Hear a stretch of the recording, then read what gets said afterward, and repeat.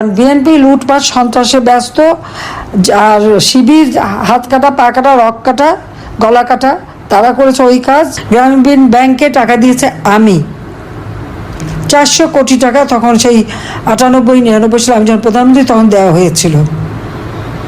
আজকে ইউনুস গ্রামীণ টেলিকমিউনিকেশন হাজার হাজার কোটি টাকা কামাই করছে। কে দিয়েছে? আমি দিয়েছি। ওই ব্যবসা আমার কাছ থেকে নিয়েছে সে। তো আওয়ামী লীগের সব খারাপ, আমরা সবাই খারাপ। তো ঠিক আছে, ওই সে টেলিকমিউনিকেশন ছেড়ে দিক, ওটা তার থাকবে কেন? ওটা তার কোনো অধিকার নাই। যদি খারাপই হয় তো সবই তো তার ফেলে দেওয়া উচিত। সেই মানসিকতা নেই, সেই সাহস নাই।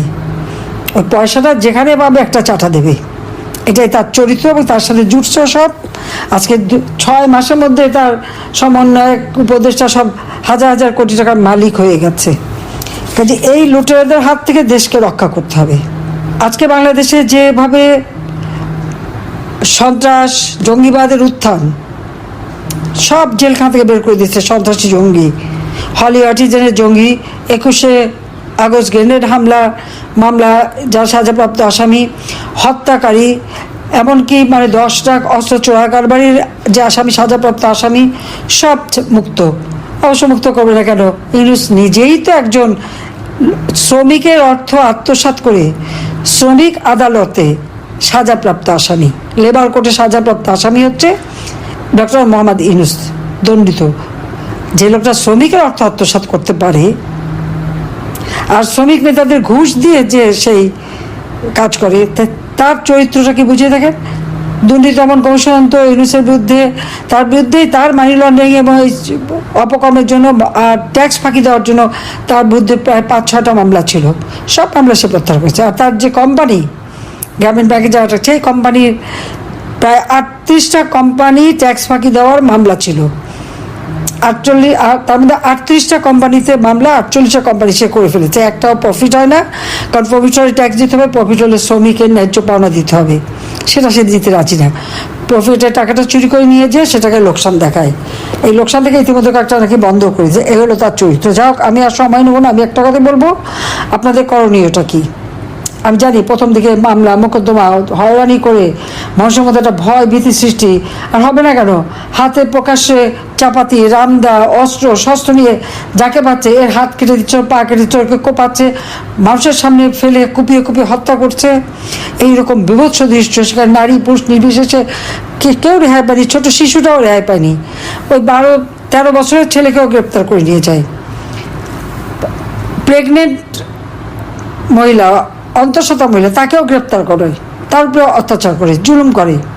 ছোট 3 মাসের বাচ্চার গলায় একটা সোনার চেন, সেটাও ছিনতাই করে বাড়ির মধ্যে ঢুকে। ঘরেও তার কারো কোনো নিরাপত্তা নাই, রাস্তায় নিরাপত্তা নাই, কোথাও নাই। 4 লক্ষ ছেলে মেয়ে পড়াশোনা করতে পারে না, তাদের পড়াশোনার পথ বন্ধ করে দিয়েছে ডক্টর মোহাম্মদ ইউনুস। সমস্ত জায়গায় একটা চরমভাবে অত্যাচারী স্ট্রিম রোলার সে চালাচ্ছে।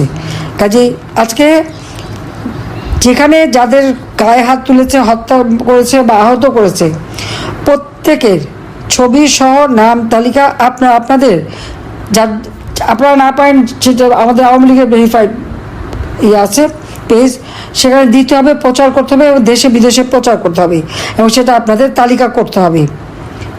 যেখানে যেখানে যার ঘর বাড়ি, ব্যবসা প্রতিষ্ঠান, দোকানপাট, মাছের খামার, যে যা ধ্বংস করেছে সব তালিকা করতে হবে। সেই সাথে যার বাড়িঘর, ব্যবসা প্রতিষ্ঠান, মাছের ঘের, যে অগ্নিসন্ত্রাস আগুন দিয়ে পুড়িয়েছে, গরু, আবলা গরু তো পিটিয়ে মেরেছে না, এই সমস্ত তথ্য ছবির সাথে ঠিকানা এবং তারিখটা, কোন জায়গা এবং কত তারিখ, এটা সহ এটা প্রচারের জন্য তৈরি করতে হবে।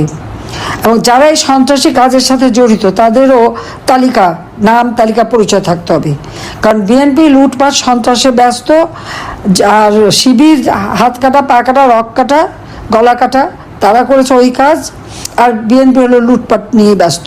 আর সমস্ত জায়গায় চিফ জাস্টিস থেকে শুরু করে জজদের বাড়িঘর, শিক্ষক, সাংবাদিক, আইনজীবী, কেউ তো রেহাই পায়নি, কেউ তো রেহাই পায়নি। আর জ্বালাও পোড়া, অগ্নিসন্ত্রাস, পুলিশ হত্যা, ইউনুসের বাহিনী তারা নিজেরাই তো স্বীকার করেছে যে তা আগুন দিয়েছে। মেট্রো রেলে আগুন না দিলে বিপ্লব সফল হয় না, পুলিশ না মারলে বিপ্লব সফল হয় না।